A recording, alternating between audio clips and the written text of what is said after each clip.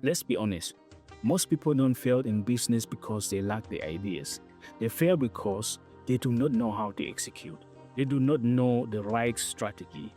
And they are waiting for funding that's probably going to come from somewhere and it never comes. So the real question is, what is actually holding you back? Today, we're talking to someone who helped businesses grow and who understands what it really takes to succeed in business. Hello, everybody, and welcome back to SecureAfric. I am your host, Darren. Today's conversation is going to be very insightful. It's going to be very practical, and especially if you are an entrepreneur or if you are someone interested in technology. We're going to be talking about the future of tech innovation in Africa, how artificial intelligence is shaping businesses, as well as the future of entrepreneurship across the continent. Tony Ajah is a business growth strategist and the management partner of TA Strategic Solutions, a Lagos-based firm that provides strategic business support for entrepreneurs and growing companies. He is also the co-founder of Green Energy Waste Management Limited, an integrated resource recovery and recycling company based in Lagos, Nigeria. In addition to that, he co-founded Innovation Hub Africa and Resource Limited, an organization focused on promoting technology, innovation, and digital entrepreneurship across the continent. Tony is also an author, and he has written several books, including Business Sense on Becoming an Entrepreneur, My World of Business, Business Growth Strategies, and Getting Set for Business. Throughout Tony's work and writing, he has shared valuable insight on how businesses can grow and adapt in today's digital economy. So please stay with us, and when we come back, we're going to discuss more with Tony. Africa, hey, hey, hey, Africa, hey. All right, everybody, thank you and welcome back. Thank you very much, Mr. Tony Ajah, for accepting to do this with us, for accepting to share your experience with with our audience. We really appreciate you being here today. Thanks for having me. It's a pleasure. Thank you. So normally I like to start this by asking people about what their story is about. I mean, you are a business strategist, you are an entrepreneur. So I just wanted to ask you, what took you through this journey? Hmm. Interesting. I think it's a combination of nature and nurture. Yes. My entrepreneurial journey began when I was much younger.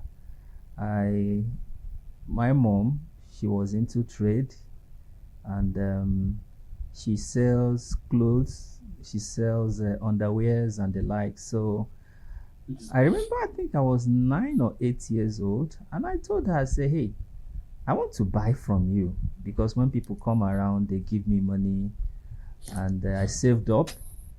She was just looking at me. She saw that I was really serious, and she gave me a dozen of one of the undies. And within the vicinity, I went and hawked it with an interest. Even some people gave me more money. Oh, because you were still a kid? Yes, I think 9 or 10 Oh, wow. years. 9 or 10 years, I Wow, still wow, remember. wow, wow. So that was how it all began. So from doing business with my mom, saving up the money. The funny part is, after making all the money, I'll still give her all the money because I never needed it. To venturing into Yeah. sales, we have a neighbor who was selling a soft drink like soda. And one day I also approached her.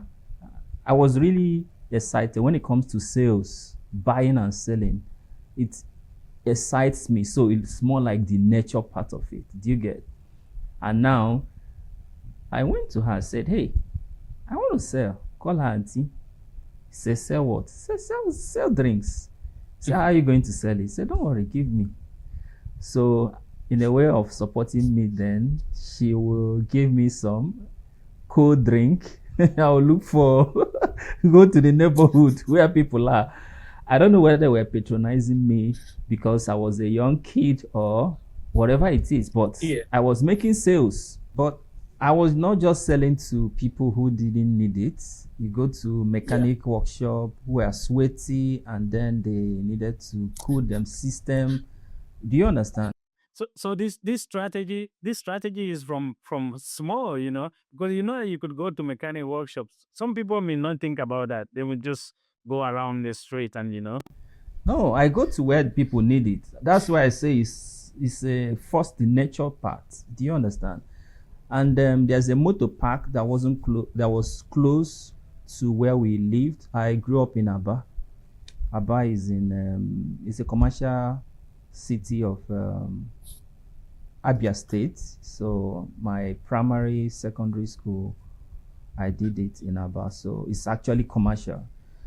The motor park, I also take it further to motor park where you see travelers waiting to board a vehicle. You get. So I did that for a while. Yeah. I made a lot of money as a young kid. Wow. Yes, as a young kid, really. And I also make all Oh. those money. I'll still give it to my mother. Of course, you're still small. You didn't have that much need for money at that time, right? She must have been very proud of you out there. Yeah, she actually was.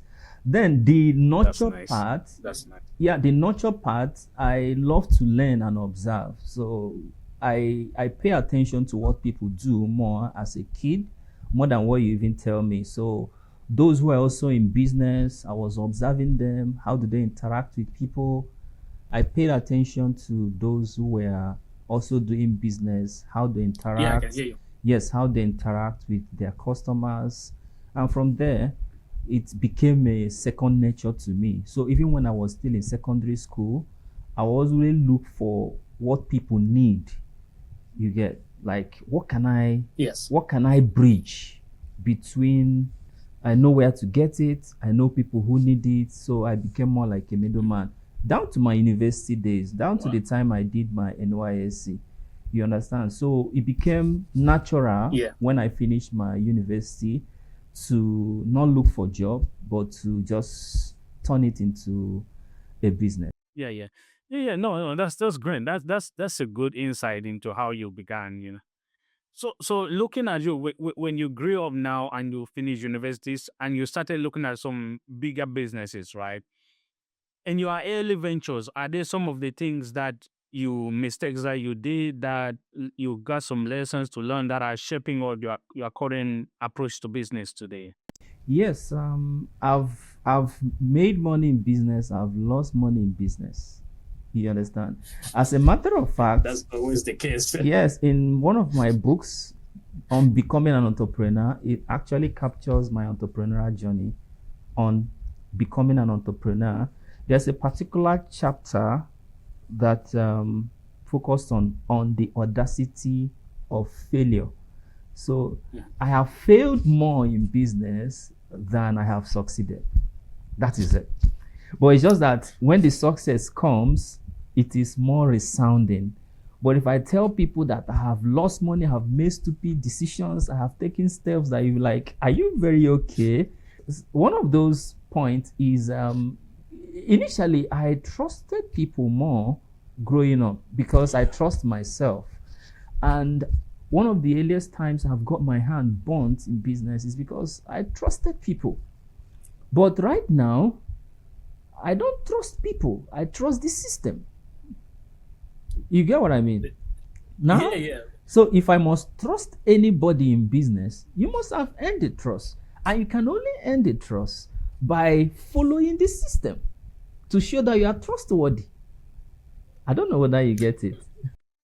No, I get it. So what we're talking here is important, right? Because and it becomes tricky because when people start business, some of the decisions that they make are often emotional, especially when you have close family members and friends and people that you know whom you are trusting them based on the emotion, based on your relationship with them. But it's not a business trust, right? You don't know if they are going to if you're going to give them things, for example, to pay back, are they going to come and pay back and things like that? And I guess maybe that's what you are going into. If you give something to your friend, you borrow them money, or you give them something to go and make sales and come and pay back.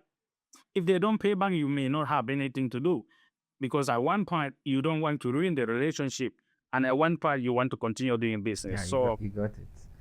So even if I'm trusting anybody, like I said, you must have earned that trust. If I have a system, a company that gives a particular goods on credit, there must be a system, there must be a process. In case anything goes south, how do you recover your money?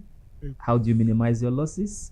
So, one of the things I've learned is that when I don't build a system or have a process, predictable, repeatable system around what I do, I tend to get my hand burnt.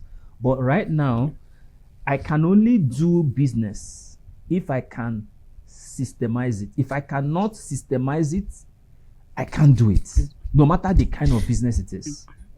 Yeah. So when you're talking about, it's like in the Western world here, right? For example, as you're talking about trust in business, there's something here which I think you know about, which is a credit scoring, right? Which is basically tracking your history of how you, when you borrow money, when you take money from the bank, do you pay back on time? When you use your credit cards, do you pay back on time? Do you even pay your bills on time? That all goes to your credit history. And if you go to get something from the bank or get some loan, and they look at that and it's really low, and you've been missing payments and all that, no, you're not going to get it. It says a lot about the person's character. Let's talk about the technological entrepreneurship in Africa, right?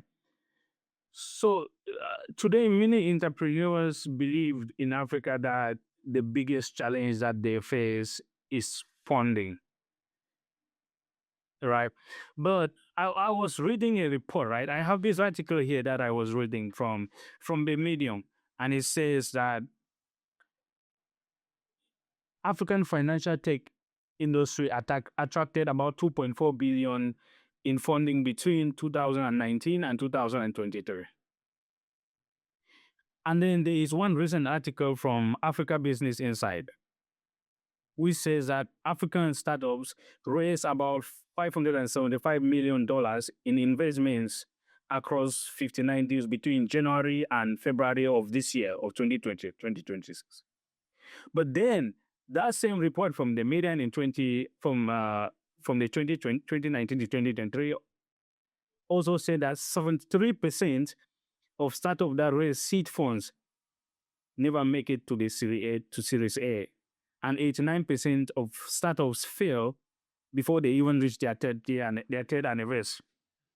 So the question is: is it funding or is it something else?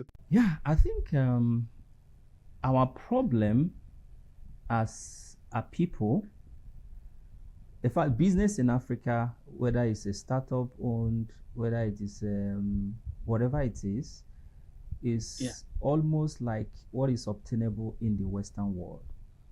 In terms of the language of business is the same. Like you create value for the customer, you create value for your shareholders, and then all of those. But most times, you see some startups. I meet a lot of startups. Most times they say, "Oh, my problem is fund, fund, fund, fund." Yeah. I have been there. I've been there.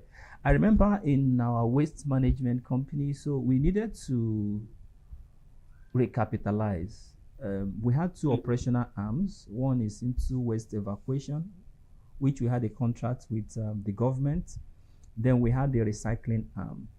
So we were looking for money to get more trucks, to get things going. But we did not see money. We even went to our bank. Our bank would tell us, do this, do that, let's monitor you 6 months, all of those and nothing. Until we had to look within. So most times, it is better to bootstrap. You see, people who have not tested the idea, they've not proven the idea. They don't know the viability of the idea. And at the idea stage of whatever conception you have, it's worth nothing. It is the market that will tell you what you have there is a business or not. Do you understand? When you have people who come to patronize you, whether you are buying what you are selling or whatever it is, that they are the people that prove. But some people may wake up one day and say, "Oh, I have an idea on how to make people to farm on the roof of their building." How viable is that idea? No, they might use designs, they might sound fine grammar, use some graphics, use some data, use some all of those things. It is when it is the application that you know whether it is just an assumption or reality. Yeah, when it gets to the market, before you see, you can think about it in your head and say, hey, people will like it, people will like it. But once you present that to the people, it doesn't go anywhere. They don't like it. Good. It's the people that validates whether what you have is just an assumption or a market need. So now, why Yeah. it's like that? Why the failure is much is because most people, one, they they call their ideas business. When it is not proven, it's still an idea, and it is worth Okay. nothing. Now, number two, some people have not known how to, even some ideas that look viable, they don't know how to build a system and structure around those ideas. That is why, for instance, I have failed in business in several locations, but my failure rate now has reduced drastically. In fact, from the point go, if I want to venture into business, I can see the end. Do you get? I've worked. Yeah. So what you're saying that so what you're saying is essentially like when you have said you have failed many times, and you are a big entrepreneur, right? So is it also a problem when people only think about one idea, business idea, and they think that they will just start it and it will work, and then when they fail, they become so disappointed that they can probably not continue, or what is going on there? Yes, some people tend to romance their idea. You get. So when you Yes. romance your idea and have some emotional attachment to that idea, it is difficult to let go. Do you get? Now, I have an idea bank where any idea that comes, I throw it there. Now, Yeah. some of those ideas, I can't even remember some, except I go, I've thought about this. But right now, the level of my knowledge and growth in business, I'll say, if I had ventured into this as a business, I would have failed. But that time, you see so much passion. Do you get? So if Yeah. it is where your idea aligns with the market need, that is when a business is born. You get what I mean?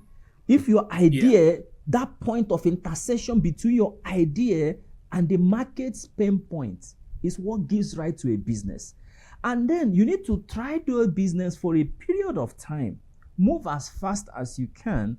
When you have validated that this is it, it is only when you want to grow or scale that is when money is necessary. And most times, let me tell you this, when you have validated your idea, people, the investors, people who want to put their money on you will be there. Now, let me give you an example now. There's a there's a startup I was working with my team 2 3 years ago to address a need in the real estate. Now, I have a friend that is based outside Nigeria. So when he heard about it, he said, "Hey, it's actually based in US." He said, "Tony, I'm in. I'm in." Okay. I said, "Oh, really?" Say he wants to put down X amount of dollars for this. I say, "Wow." Say he knows me. He knows me. Say he has seen me give. He's betting into me. Now, here is the thing. Yeah. One of the things failure does, I need to bring this here in case, is it shapes you. It shapes your understanding of what business world looks like. It helps you to know that idea is worth 1 pence or 1 shillings per dozen or per thousand. Yeah. You get what I mean? So Yeah. now, when you have that idea, the only thing you can do first is find a way to prove it. Some call it MVP, some call it proof of concept. Well, try to Yes. prove that idea in the market. If you are failing, fail fast. Don't go and look for money and tell people and say, there's this idea I have. Oh, you speak big and fancy grammar. You understand? So when they give you, put their money into it, if it is not a viable venture, no matter who is behind it, it will fail. Yeah. So Tony, some people may be listening to you saying this, right? And they'll be like, how? Tony is saying because maybe when he started, he had some money or some capital to even begin. Let's say I'm trying to go and rent a place where I want to start the business. I don't even have the capital to rent that place or to buy the tools to start. Or let's say I am a tech entrepreneurs. I don't even have the money to start paying the developers early before I can even test this concept and see if it raised to where you call it now a business idea. What would you be telling them? I think when we use the word money, it limits what we can do. You understand? But when we use the word capital, it broadens our understanding. Now, I have done a lot of things using capital. Yeah. Relationship capital. You get what I mean? Yes. Skill capital, right? Financial capital, that's where money comes in. So, Yeah. one of the challenges some of us have when we have an idea is later that I understand the beauty of collaboration. Collaboration is the new competition. So, there are things I may be good at. If I have a business idea, the next thing I should do is maybe I am a non-technical founder.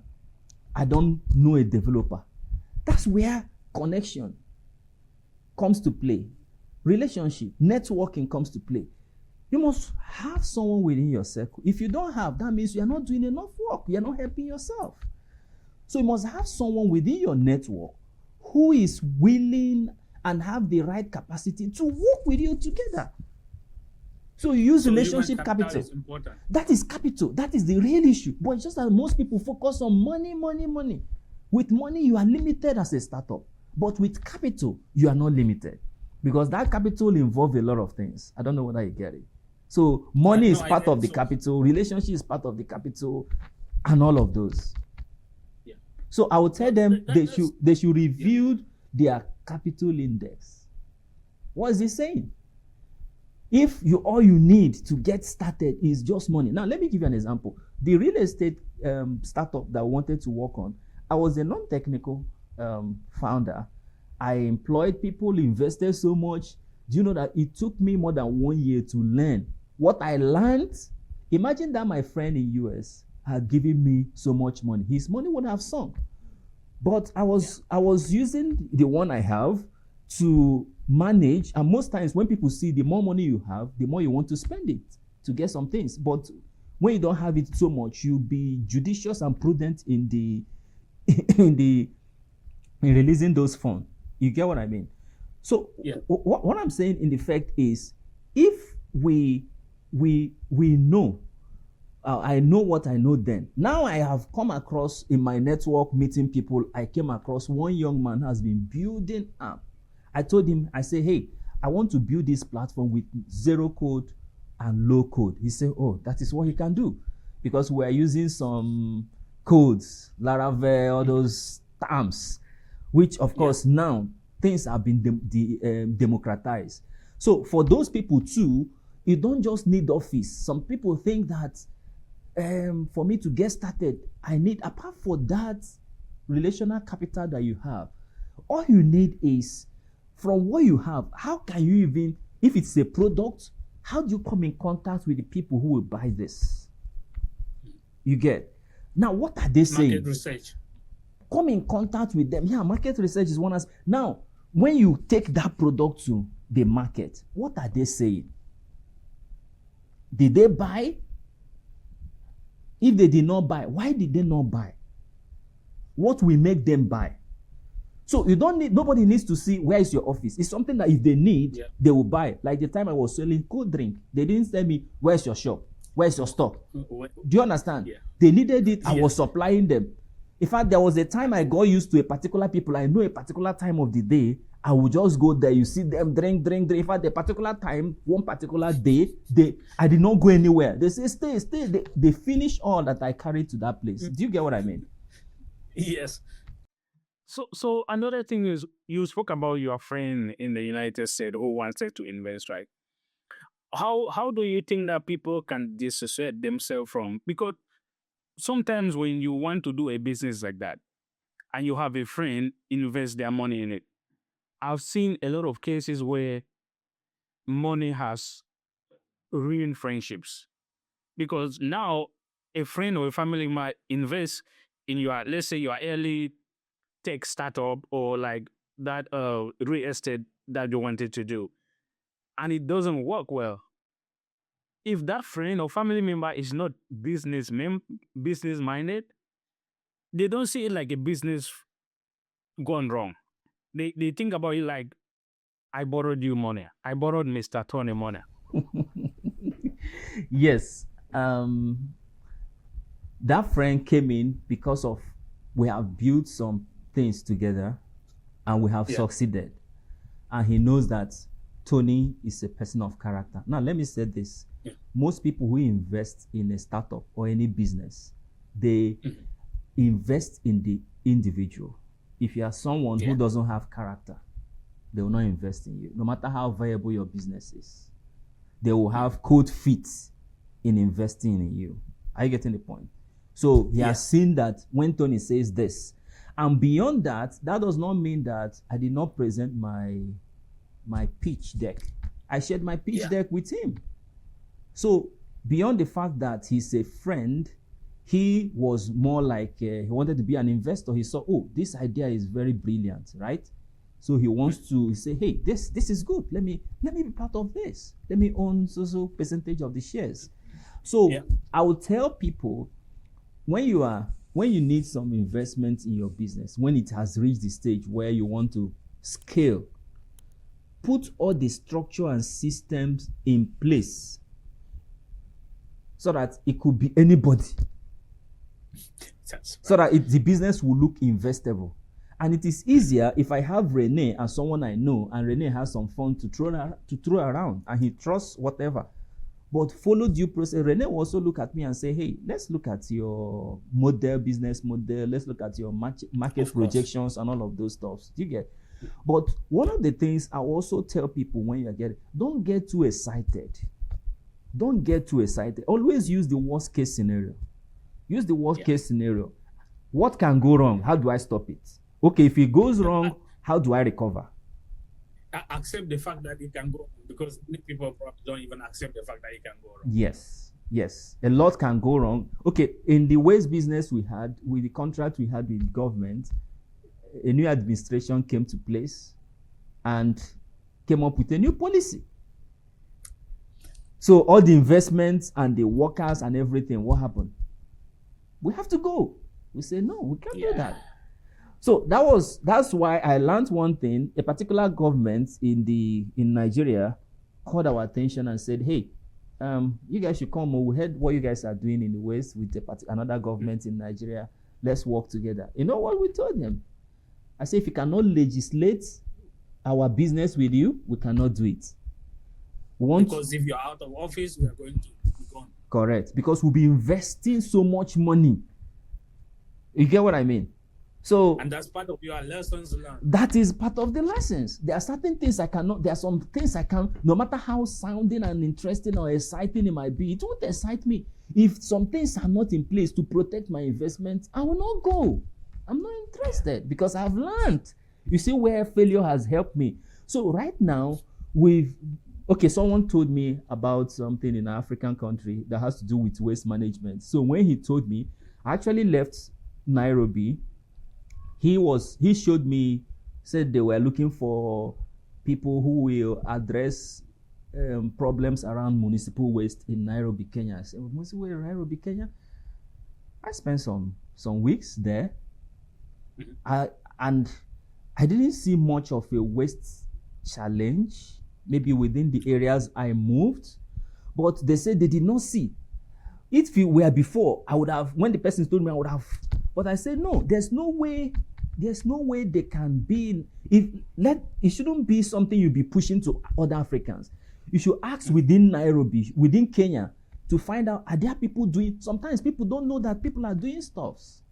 Yeah, you understand? They actually do. So when you search first within that locality, if you don't find, let the world know. Don't just come and tell a forum where there are a lot of other African countries that there's a waste challenge in a particular city in Africa, when you've not gone to that city and look for who will solve those problems there first. Yeah. Do you get what I mean? Yeah, no, I get it. That's true. I think before we move on to digitalization, I think you should visit Cameroon, my country, and see I think your business is needed there in a lot of cities. Yes, the waste management is needed in a lot of cities. I can tell you that. So let's talk about it. We're talking about business and looking at the digital economy, right? Everything in the world today is digitalized, especially when it comes to business. Like now, a shop owner in the market in Lagos probably in years back would have been thinking about a competitor, the other shop owner close to him, or maybe another guy that's selling the same thing 2 kilometers away. But today now someone can just sit and use their phone and shop from China, and shop from the United States, and shop from Kenya, and shop from everywhere, and that thing is shipped to them, right? I was actually reading your article, one of your articles which you wrote in 2025. This is the one that has to do with how to maintain a competitive edge in the digital era. And you ended it by saying that those who embrace it, I mean digital economy, those who embrace it with vision and adaptability will unlock unprecedented growth, while those who resist it will find themselves left behind. It's 1 year gone since you wrote this. How do you see things going for Africans? I think there's a lot of hope for Africans. Yes, for digital economy to for Africa to be a key player in the digital economy, we must first have the right infrastructure, or else we'll become spectators. That's key. Now, the infrastructure, you talk about electricity. Electricity is so sad that at this stage, 2026, that Africa is still talking about power. We've not met like 70% of our power needs. There's a data I saw, it's about 650 million Africans still don't have adequate power supply. That's almost half of the continent. Now, after that, now the mother of all infrastructure is the internet. Now we have broadband penetration and all of those. Stable one, affordable too. You get.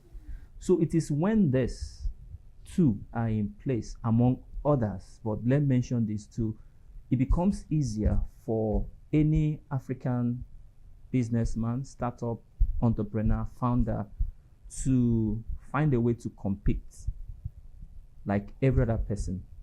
A lot of people want to explore Africa.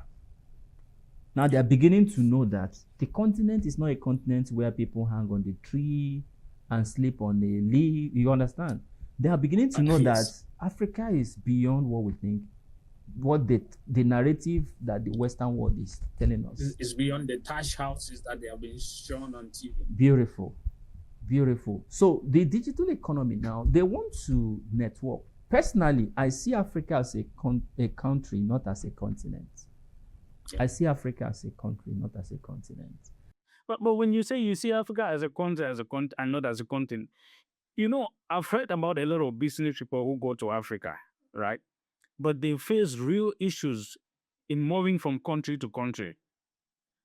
You have to leave from Cameroon to Gabon, you need a visa, or not Gabon actually, but Gabon is in the same. From Cameroon to South Africa, you need a visa. To Morocco, you need a visa.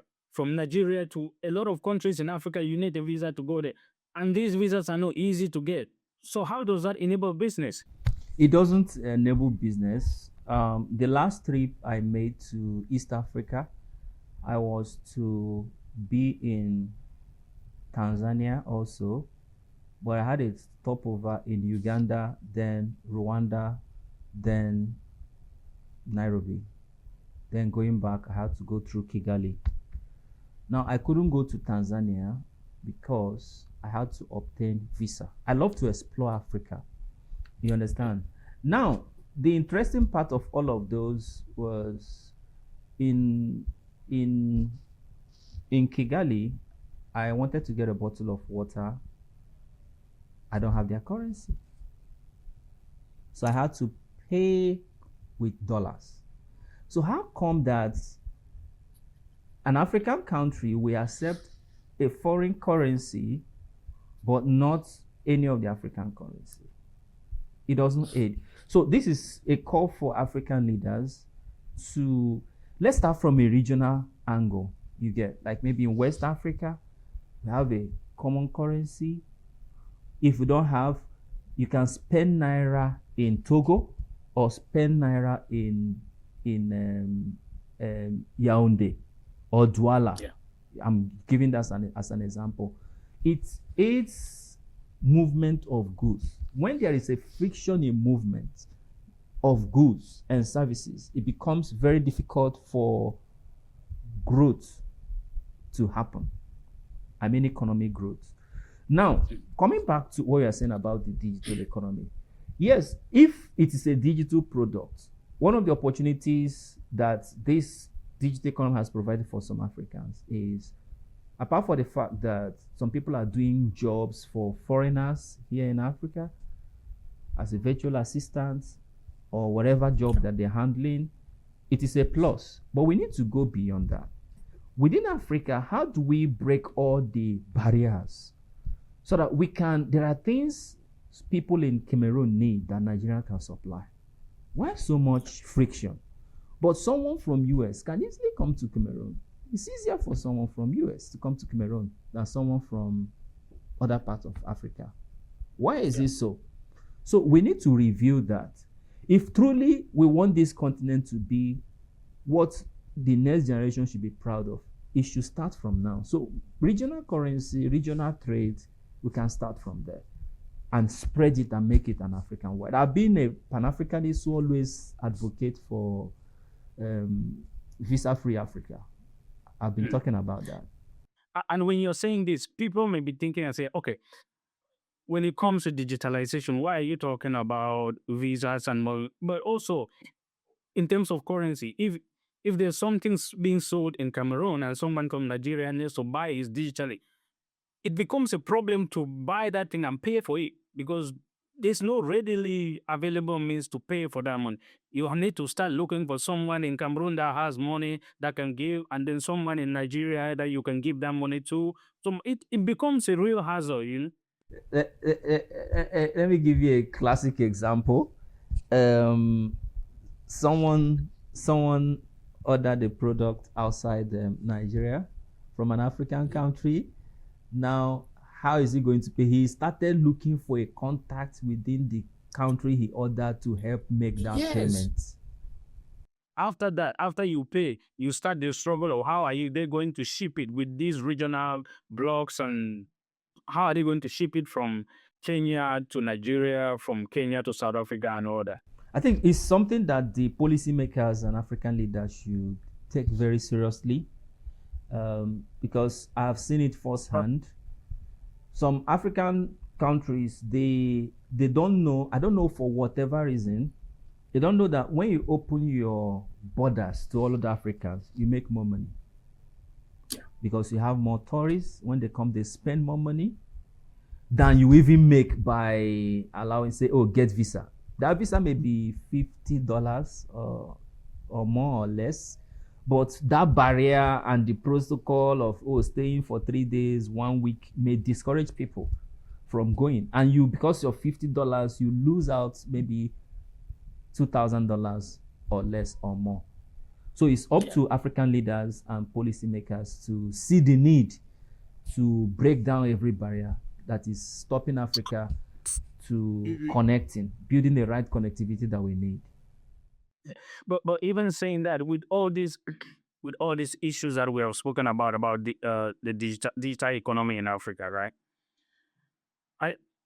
How do you think that people can still forge ahead in the midst of these difficulties? Let's say, like, okay, in Nigeria locally, how can people still use digitalization to help their businesses? Okay, on a local scale, What one of the things digital economy opportunities it provides is for a business owner to know that you have no limit. The only barrier that you have is the one that you place on your mind. There are no barrier. It's just like on internet, your market is everywhere. Now let me give you an example. 2 years ago and 3 years ago, my team and I handled a training for a foreign company in Canada. We trained their staff for a period of 1 month or thereabouts, and they paid us in dollars. You understand what I mean? And it was a virtual training. There's the power of digitalization and technology. That is beautiful. So for someone who is local, don't don't don't just have a physical presence. Depending on the business you do, in fact, no matter the business you do, even if you have a shop, because there are people who may want to come. Maybe like if I grew up like in Aba now, where they have there's Aba made clothes. If you know Aba very well, people want to come and build a connection with you. First, find a way to have a physical presence. Of course, you already have one, a virtual presence, so that when people look for people, your virtual presence is your real presence in today's digital world. For instance, if people want to know the price of a product, they will go online and check. I do it unconsciously. Yeah, of course. You understand? Yes. So with that, I benchmark what is going to be like. So if I want to do business with someone in Cameroon that is into a special kind of product, I will go online. It's the most visible. So when you are not visible digitally, it reduces your power as a business person. And when you go online, you have variety. You can compare from multiple Exactly. of those particular products. Exactly. So I let people know that their market is not just that woman, that man, that lady, that person that walks in. The real market is out there, beyond borders. So Tony, are you saying now that someone in the market in Lagos or just someone owning a shop, they need to start, even if they are not savvy with technology, they need to start looking for ways to learn on how to explore this digital space? Yes, the easiest they can even do to start with, you don't even need a website for to start. You can just create a social media account. Okay. You understand? All you need to establish is that you are credible. I already did an article on trust capital. You know, I mentioned capital. I mentioned relationship capital. Then trust capital is another part. So when you have a high trust capital, you do more. But while you try to build that, build a where people will see what you do, even from your WhatsApp status. But WhatsApp status, you are limited, only those who have your contacts. But on Instagram, on any of the social media platform, have a visible presence. Let people see what you do, and don't just come there to market. Sometimes share idea. There are things people need to know about your industry. So demonstrate to them that you are an expert in that industry. I don't know whether you get it. So it becomes easier. Not just maybe you are selling shoe. Don't just come and be marketing shoes only. Sometimes you tell people the kind of shoe and the kind of clothing they wear that will match. They will like, this person is. So that is one of the things that this age has given us, opportunity. So when people reach out to you now, it is how you are able to convince them that what you are saying is real. We've not met, Rene, but look at, do you get what I mean? Maybe someone now, you might have someone that needs something that Tony can do. You say, oh, I have a friend in Nigeria, but you've not met Tony. Yeah. Do you get? There are a lot of people I have done business with across the world. I have not met them physically. Our contact has been digital. Right? If I see somebody now that wants to do a startup in Nigeria, maybe a tech startup, I'll say, okay, reach out to Tony and you can get some advice on business strategies and all that. That is actually it. First, you have to be visible. Then, two, you have to prove that you have a real, you can be trusted in delivering your solutions to whoever that needs it. And people go online to your platforms to see how to go through what you have been doing. And if you post it there, they can learn about that and see how you build trust. Yes, yes. So when those who will win in the next, I'm just trying to bring, our conversation is those who will win in the future, because when the competition becomes too hyper, those who will win are those who have more trust, those who the market find more trustworthy than the rest. And that is very correct. Now, looking at Africa going forward, right, and the industries, which industry do you believe that will experience the biggest technological driven growth in the next decade in Africa?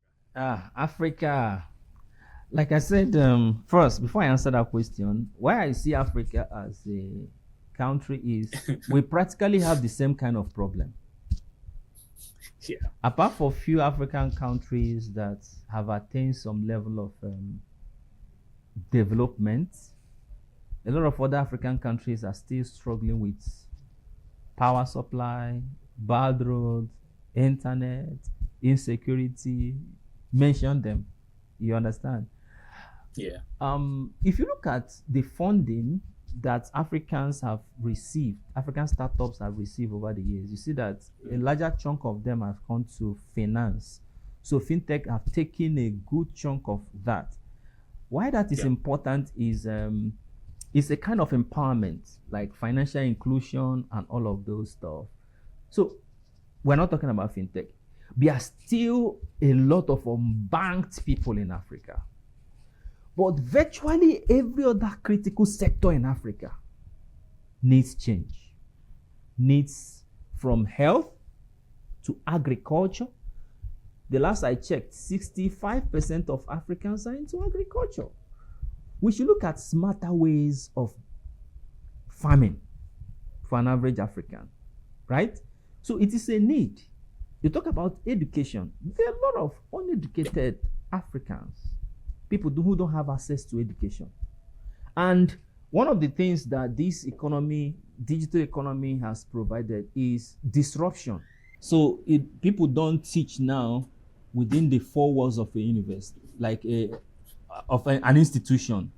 People don't get medical attention when they go to hospital.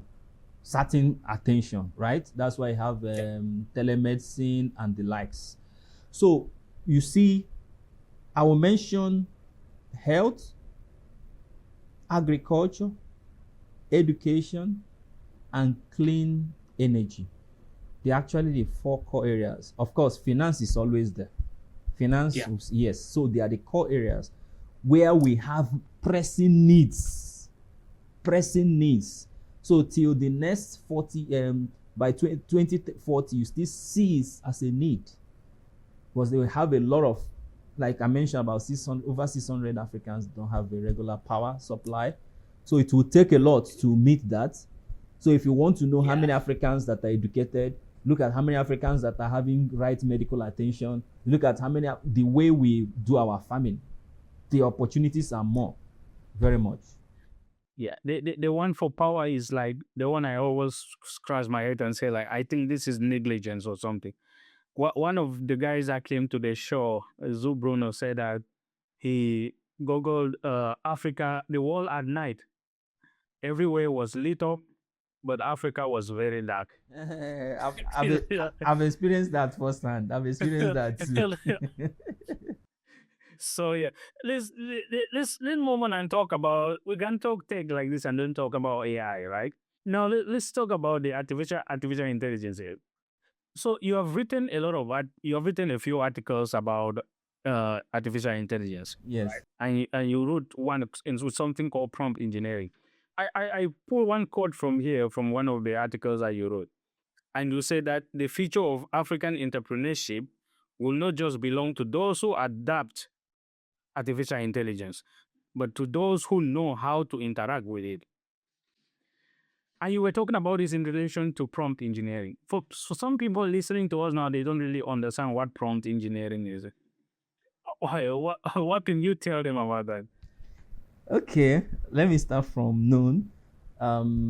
AI, like we know it, artificial intelligence. There are different types and classes of artificial intelligence. But let's look at the one that has to do with generative AI. They are around the artificial narrow intelligence. We have artificial general intelligence. They are still developing that. Then we have artificial super intelligence. That's where computer will be smarter than human beings. But we start from known before we get to unknown. So let's look at the artificial narrow intelligence. And within that borders, you see generative AI, generative artificial intelligence. Generative artificial intelligence, what does it do? AI runs on data. You get data, and they structure those data to make sense. Maybe you gather the way Tony talks, the way Tony talks, the way Tony talks, and you study the way Tony talks. When his voice is at this frequency, he's happy. When it is below this, he's not happy, and all of that. So we gather data. We've been gathering data of what human beings do, actionable data anyway. Now, with that data, some people were able to gather those data to structure them according to one areas, where certain information, when you want it, you can get them, but when you have the right command. So prompt engineering is a way of, advanced way of search query. In those days in Google, when you want to look for something, search, Google search. It is easier to type, but if you don't know how to search query on Google, you not really get what you want. But now for AI, it has advanced. There are several generative AIs that are built for several things. You have the likes of ChatGPT, you have Claude, you have Canva, and so on. Now, in prompt engineering is how do you interact with this structured data so that you can get information that you want in that structured data that will meet whatever need you need it for. Maybe It gives you what you ask it. It gives you, if you can your addition, one addition or one subtraction will change the outcome of whatever thing you're asking. So it is not like engineering, like we have it engineering in technology and science. No, it's engineering more like how do you coin it so that it will give you, your prompt will go exactly, how do you query, not just query now, how do you tell it what to do? It's like a communication and interaction. Yeah, tell it what you need. What you need, yes. It can give you the output. I'm just trying to see how I can simplify it so that anyone out there who doesn't understand prompt engineering will do. I don't know whether I'm able to explain it, or should I break it down? No. I think that's good. Yeah, I mean, you're saying it's basically you knowing how what you ask AI is what it will give you. But if you ask it in a good way, it will provide you the result of what you were looking for. Because if you cannot do it, if you don't know how to ask it to in the way that AI can reproduce what you need, then you may not get the perfect result at the person that knows how to use it. So now for people and businesses that are not good with technology, or that even this AI thing, they are like, what is AI even? So how do you help them if they come to you for advice? Let's say they pay for consultation tomorrow and they come to Tony and they say, hey Tony, help me use AI to grow my business.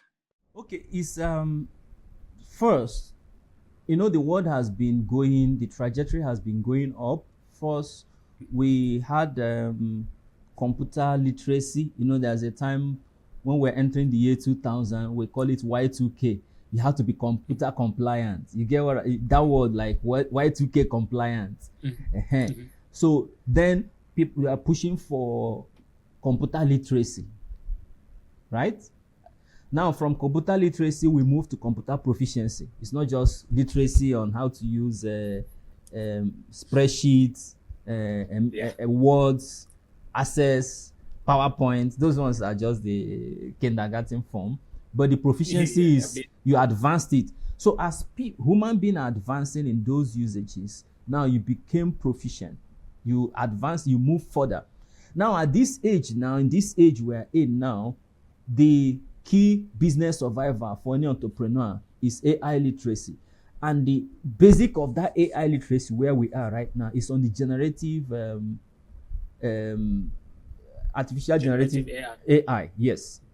Now, for anyone who there's no business that you cannot find the way things are going. You cannot find a generative AI that will enhance whatever output or results that you are doing, even if it's carpentry.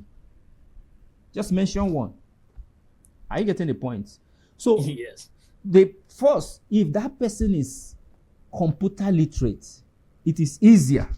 But when you are not computer literate, it will be like, what are you saying? Just like I mentioned search query. If you don't understand search query, and I'm telling you prompt engineering, you're like, what are you talking about? Do you get? Prompt engineering is being proficient in search query, if I may use it in that way. So if you are computer literate, being AI literate is easier because even the platforms have been democratized and they are user friendly. Are you getting the point? There's no generative AI now I can go into now and say, oh, what's this one? Whether it's Midjourney, whether it relates to me, whether you're in music, whether you're in art, whether you're in any area, there's always people that have gathered a lot of knowledge and data structured. So one of the things I'll tell the person first, you need to know what you do and how do you get better. First, computer, like you said, will not give you outside of what you have put into it. Do you get? Yeah. So you don't just come and be, if you don't know it, if it's in my industry, I'm into fashion design or tailoring, it is easier for me to create a better design than someone who's not into it and who doesn't have interest into it. Because you'll be using languages that is built into those generative AIs that they will understand. Languages that are pertaining to your sector. Yes, pertaining to that person's sector. So one of the things I'll tell anybody coming is, first, you are computer literate, right? Good. The next thing is you should know how to query. If you go online now and say, I need a generative AI that will help me do this, you'll be shocked on what you will see. You see how simple it is. There may be one that is dropping as we are talking right now. Yeah. There are many of them. So they just need to go out there and start to learn how to use AI. The AI literacy is a new cash. It's a new survival skill for any business person. Do you get? Because it will make you get result. You know, before now, how do you automate your task? When you hear the word automation, it sounds so big. But today now, it is like saying, how do you cross the road? Do you get what I mean? On how do you do some analysis? I remember I did a project for a client many years ago. So the financial analysis of that project, I had to get the services of an expert to do that financial analysis for me because so much big money. I don't want to mess up. Yeah. But right now, I've realized that the generative AI, all I need to do is to tell the generative AI what it will even give me better output and result than that person. And format it the way you want.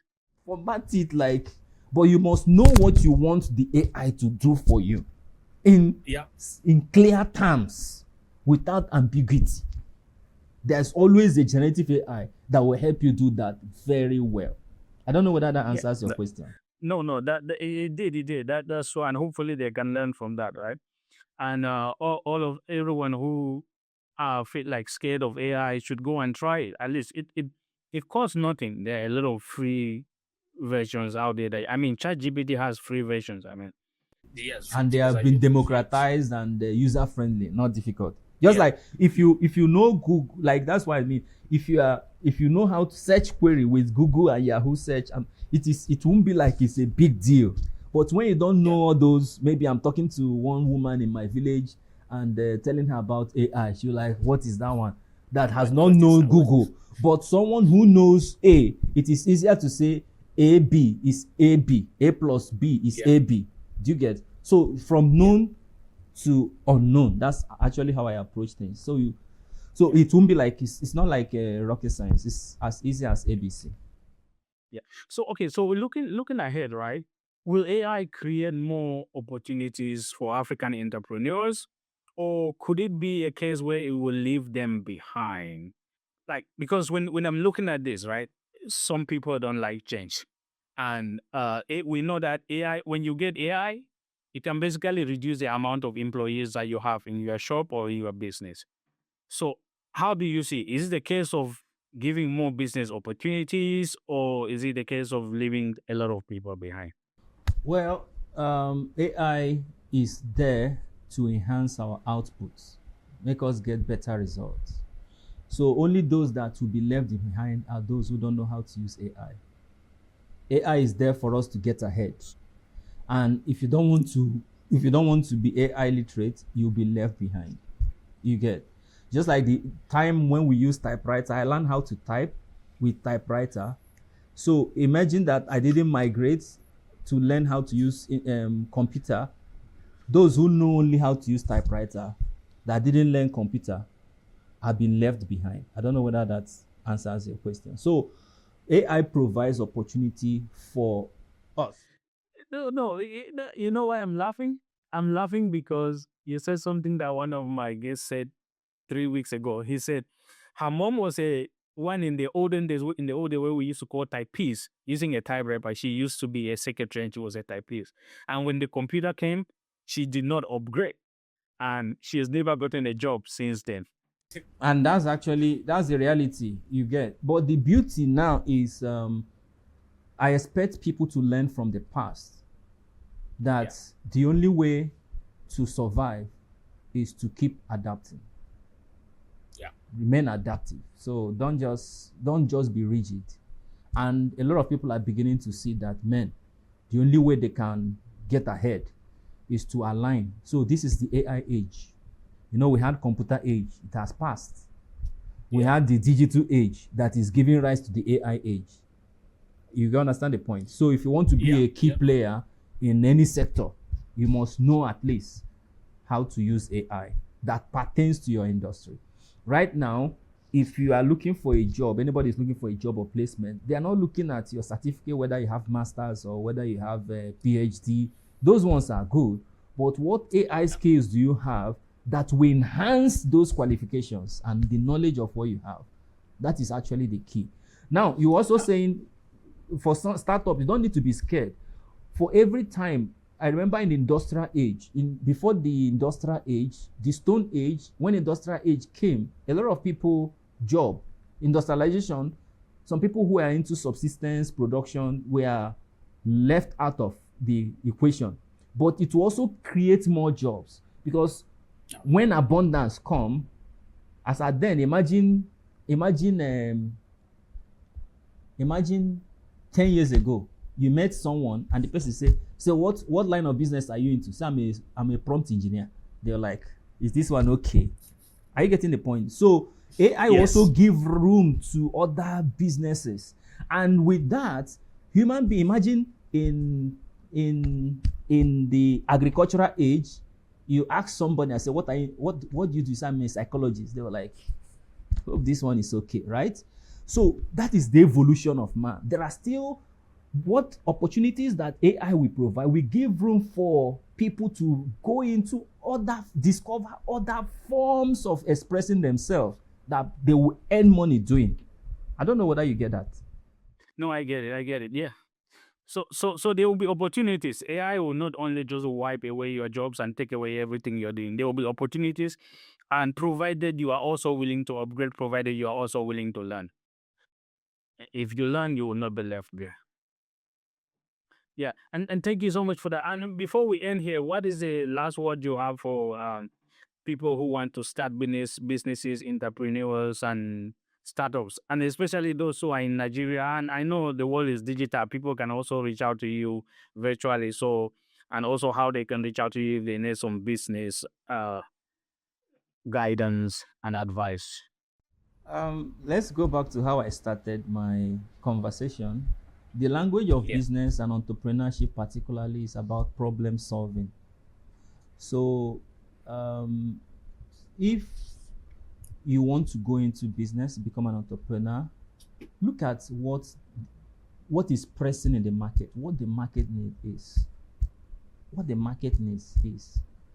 In one of my books, I shared about a story about a professor that called his class, it's an entrepreneurship class, and the professor asked the class and said, hey, what will make a burger to sell more? What factor will make someone that is into burger, let me use food, to sell more? Mm-hmm. If you look at it, there are other people who say, oh, packages, this, those ones are given. But if you don't have a starving market, a hungry stomach, no matter how fancy, no matter how affordable, people don't buy food because it is affordable. They buy because they are hungry, primarily. Are you getting the point? If they can afford it, beautiful. Because there are still people who have to pay for what they cannot really afford, but because I'm hungry, that's why I'm paying. So the same thing applies in entrepreneurship world. It's about meeting needs. First, you need to have mindset that sees opportunity in chaos. Second, you need to have the skill set, because you cannot address those things if you don't have the right skills, right? Third, you need to have the tool sets. You can have the skill, but if you don't have the right tools, maybe you are into sewing. You know, oh, these people, there are schools opening around. I need to sew clothes for the school children. You want to go and learn how to sew, and you don't have machine to sew. You are limited. I don't know whether I get the point. Now, 3, you need to have team set. At some stage, one of the things you need to know is that you can't do it alone. It's not a time of competition. The true competition is collaboration. You run fast. If I say, oh, I have strength here, and Renee has strength there, let's combine and see how we can run. 5th one, you need to have system sets. Everything that is happening, what are the things that are repeating that need to be a process? How do you systemize it? So that even if you are not there, people that are there will see the blueprint and repeat it, and it is going even when you are not there. I can go on and on. Now, you need to have a model set. You can't say, okay, I want to go into health tech. I want to address problem in education.